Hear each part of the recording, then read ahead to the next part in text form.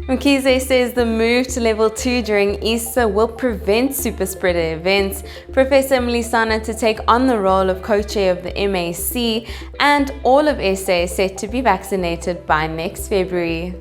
These are the top coronavirus headlines from this week. We at African News Agency have been tracking the critical moments for you, and we've wrapped it up in 3 minutes.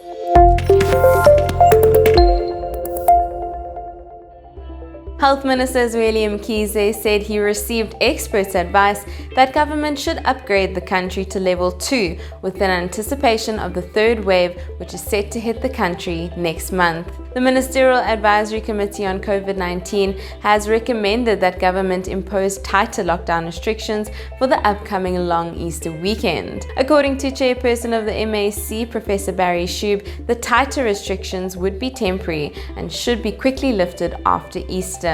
It is believed the National Coronavirus Command Council has advised the MAC to restrict gatherings and impose a 10 p.m. curfew, as well as a restriction on the sale of alcohol. Speaking to the SABC, Mkhize said discussions on the implementation of stricter lockdown regulations were still in progress.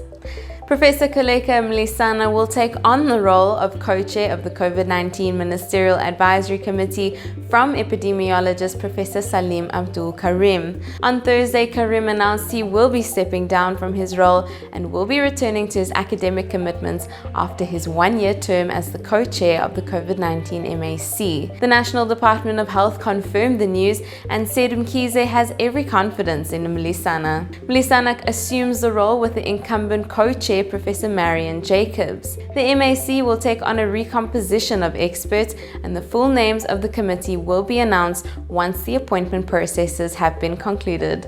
The government has set a target of vaccinating all South Africans by February 2022 as the country continues its Sisonke COVID-19 vaccine rollout program. President Cyril Ramaphosa's cabinet announced that phase 2 of the vaccine rollout would start in May and would be implemented over 6 months. While phase 1 was expected to be completed by the end of March, with healthcare workers targeted to receive the first round of vaccines, the government expects to reach its goal by the 17th of May. The Johnson & Johnson implementation study to date has seen more than 270,000 people vaccinated. Phase 2 of the vaccine rollout would cover more than 13.3 million people in vulnerable groups, essential workers, those in occupational health and safety streams, and workers in sectors that are critical to the recovery of the country's economy. That's 3 minutes. Tune in next week for another roundup of the top coronavirus stories.